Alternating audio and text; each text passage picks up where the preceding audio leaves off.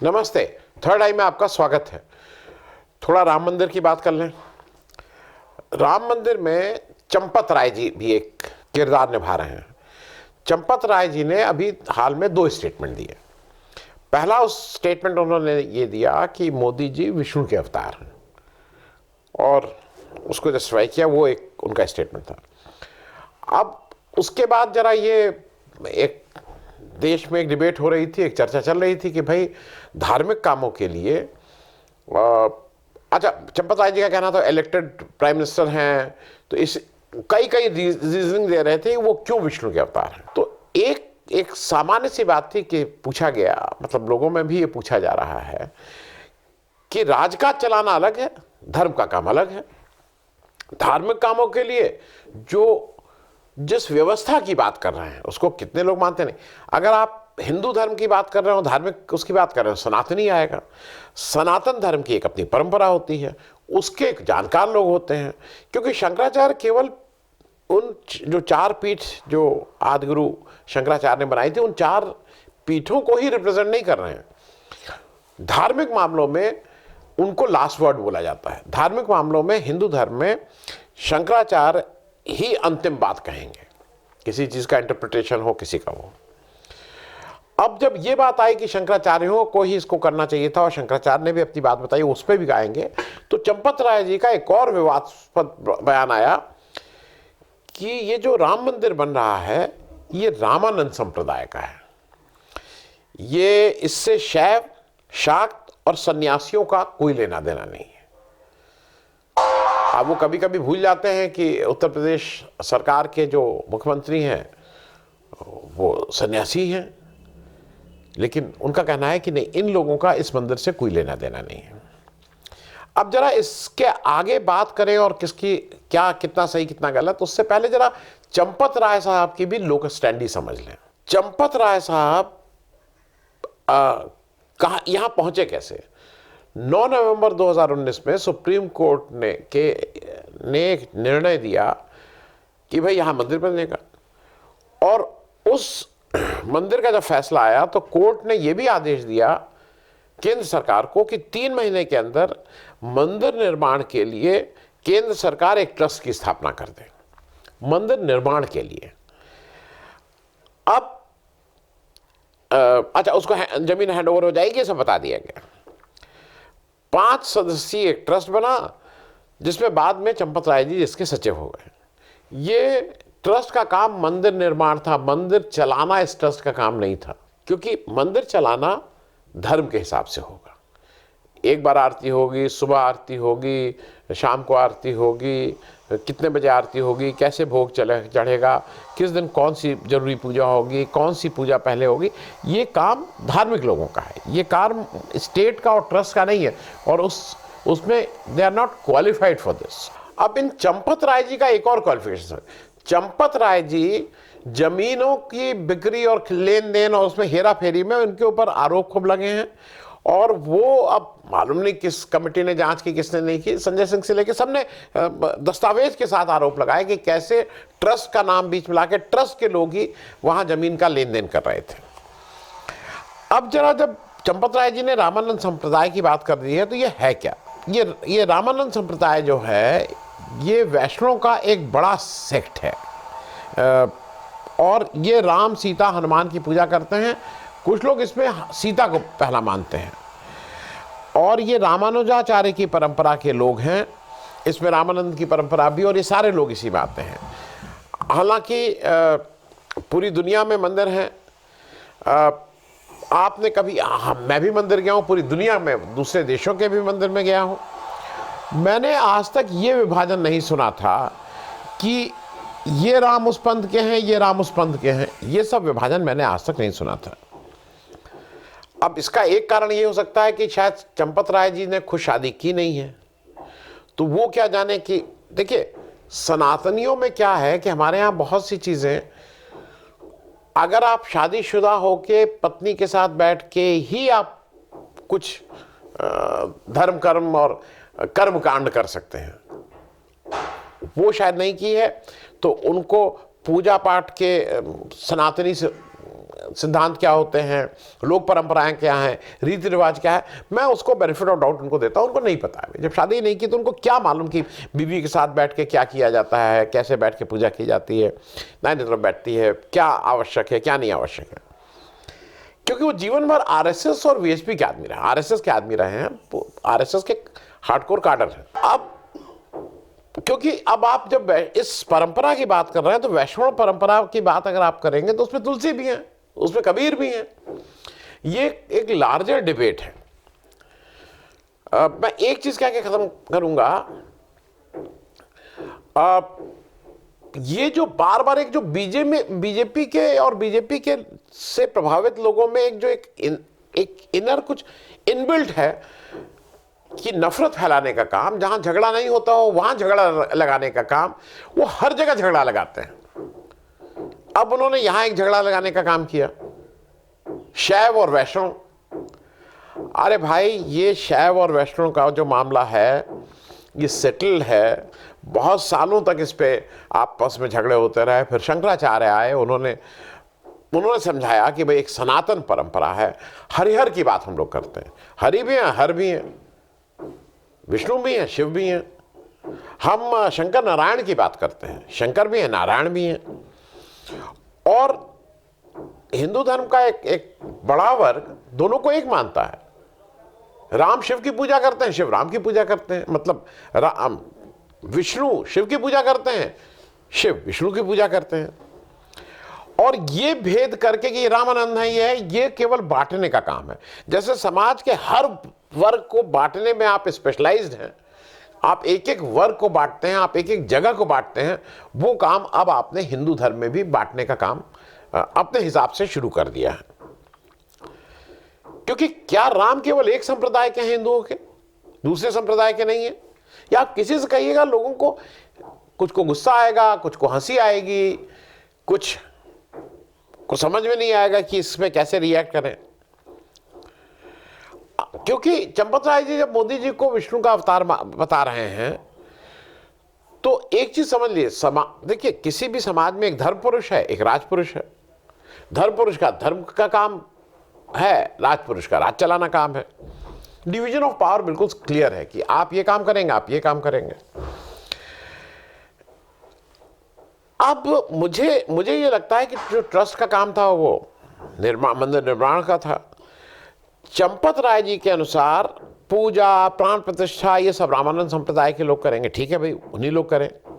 तो क्या आपने मंदिर बनने के बाद उसको रामानंद संप्रदाय के लोगों को हैंडओवर कर दिया? आप कौन हैं? क्योंकि शैव और अच्छा, आपने एक और चीज कर दिया कि शैव शाक्य और सन्यासियों का नहीं है, और इसलिए आप जो शंकराचार्य जो हिंदू धर्म को मानता है, जो सनातन धर्म को मानता है, उसके लिए लास्ट वर्ड है शंकराचार्य, उनको आपने किनारे कर दिया। आपने कहा नहीं, इसमें शंकराचार्य का कोई रोल नहीं है, इसमें रामानंद परंपरा का। आपने रामानंद परंपरा को किया। क्या मोदी जी रामानंद परंपरा के कोई उस हायरकी में कहीं आते हैं? मतलब ये समझने की दृष्टि से मैं जानना चाह रहा हूं। क्योंकि मैं इस बात को बार बार एम्फेसाइज कर रहा हूं, राम, शिव, राम ये सब एक हैं जिस परंपरा को हम लोग मानते हैं। शैव और वैष्णव के मतभेद बहुत दूर हुए थे, शंकराचार्य ने इसको करके सनातन धर्म को एस्टैब्लिश किया था। और एक और बात, अगर अयोध्या की परंपरा की बात करें तो इस मंदिर को कैसे चलेगा, कैसे पूजा होगी, कैसे आरती होगी, इसको करने के लिए सबसे क्वालिफाइड मेरे हिसाब से निर्मोही अखाड़ा है, जो ये काम पहले देखता था। तो आप निर्मोही अखाड़े को आप क्यों नहीं हैंड ओवर कर देना? क्यों नहीं निर्मोही अखाड़े के लोग, उनके जो भी आचार्य हैं, जो भी उसके हेड हैं, उन लोगों को करने दीजिए प्राण प्रतिष्ठा।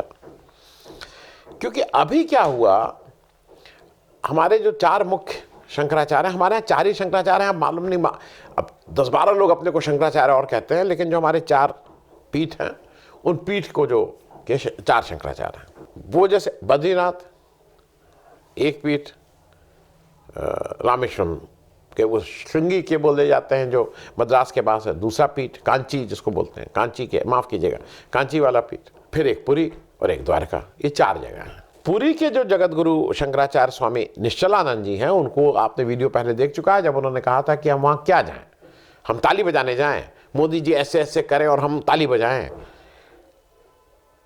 एक तो उन्होंने ये बताया।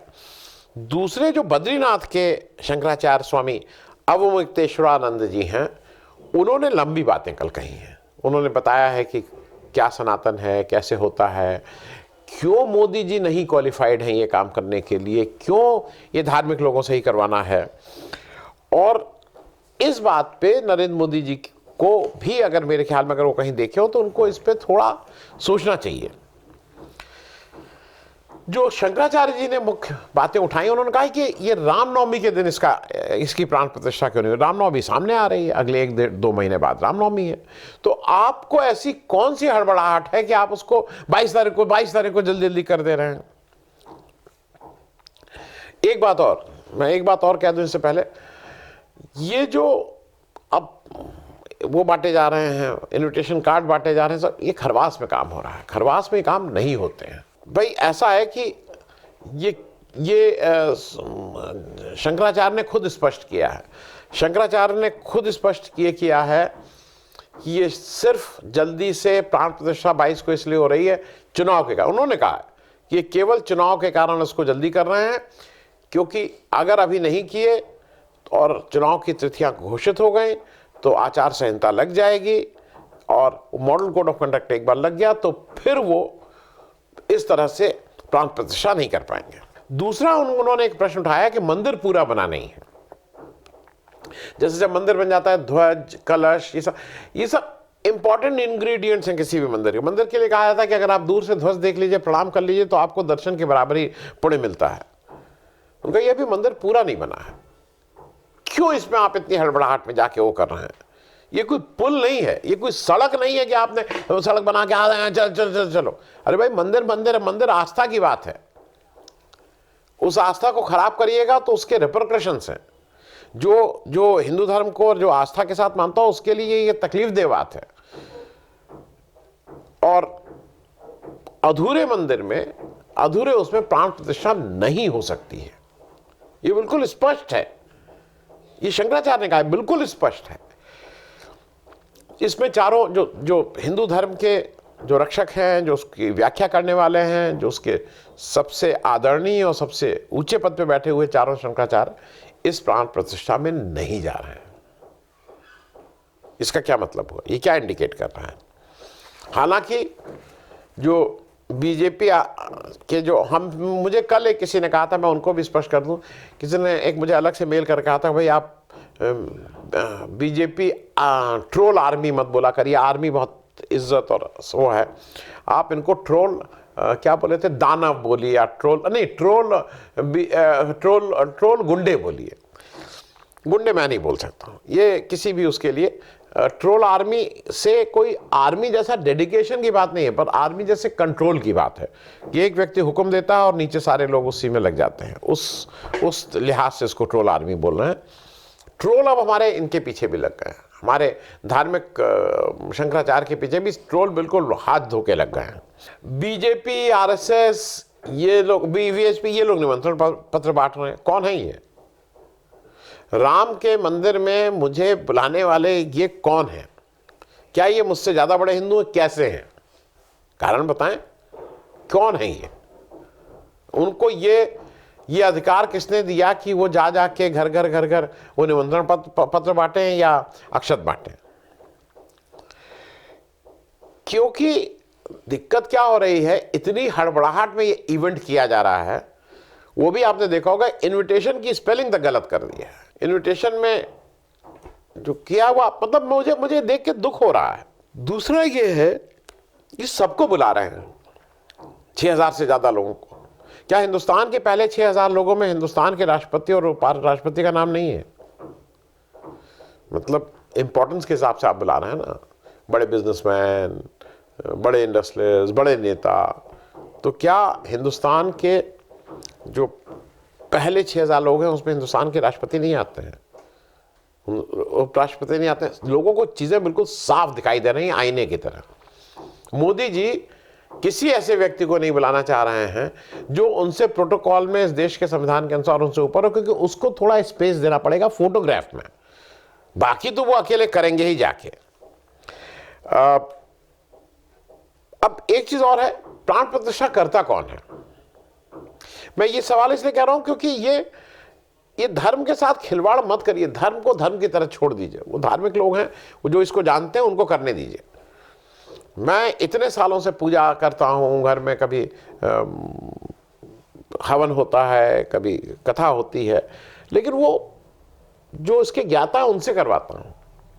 कुछ चीजें मुझे भी याद है, मुझे भी पता है, लेकिन मैं क्वालिफाइड नहीं हूं, और उसके बहुत से कारण हैं। सनातनी हिंदू और प्राण प्रतिष्ठा ये बहुत पवित्र काम है, और इसमें बहुत, जिसको कहते हैं ना, बहुत कर्मकांड है। पत्नी साथ रहती हो, आप ऐसे हो कि जब अगर घर में आपके माता पिता या किसी की डेथ हुई हो और आप वहाँ हो तो आपने मुंडन करवाया हो, इस मुंडन करवाना आवश्यक है। उस 13 दिन के उस जो एक व्यवस्था हमारे यहाँ वो आवश्यक है। आप ये थोड़ी है कि आप अपना कहीं कुछ ऐसे करिए और फिर आके आप भी जो बहुत ही टेक्निकल और बहुत ही धार्मिक स्पेसिफाइड काम है उसको आप आके करने लगिए कि मुझे सब पता है। तो खैर, इस सब पता होने से निकलना होगा, क्योंकि धर्म को आपको थोड़ा छोड़ना होगा, नंबर 1। नंबर 2, एक मेरा और विशेष आग्रह है, चंपत राय जी जैसे लोगों को ये कहिए कि कम से कम हिंदुओं में ये डिवीजन करने का, शैव और वैष्णव का झगड़ा शुरू कर देना चाहते हैं। किसको साध रहे हैं? कौन सा वोट इससे आपको ज्यादा मिल जाएगा? वोट मिल रहे हैं आपको, वो एक धर्म विशेष का नाम लेता है, ये लोग वोट देने को तैयार हैं। हिंदू में क्यों बांट रहे हैं भाई? उसने नया शुरू कर दिया कि वैष्णव का है, वो शैवों का, मतलब क्या क्या ये बिना सिर पैर की बातें। तो सिर्फ मैं ये इस राम मंदिर के लिए कहना चाह रहा हूं कि मुझे एक खतरा ये नजर आ रहा है कि जो हमारे राम थे, जो मर्यादा पुरुषोत्तम राम थे, जो जंगल में रहे राम, जिन्होंने सबको समावेशी राम की जगह, ये कहीं बीजेपी के राम कहीं विघटन का ना हो जाए, समाज में नफरत और फैलाने का काम नहीं करें, जैसा चंपत राय जिस तरह के स्टेटमेंट लगातार देते आ रहे हैं। तो उनको आप रोकिए भैया, प्रधानमंत्री जी हैं आप और बीजेपी कंट्रोल करती है, उनको रोकिए, वो इस तरह के वक्तव्य देना बंद करें। निर्माण की बात करें, कब निर्माण पूरा होगा, कब वो होगा, कितने फ्लोर बनी, ये सब, लेकिन इसकी टेक्निकलिटी में वो एक्सपर्ट नहीं है इस पे किसी भी तरह का वक्तव्य देने के लिए, खास करके शंकराचार्य या हिंदू धर्म के ऊपर। Thank you so much.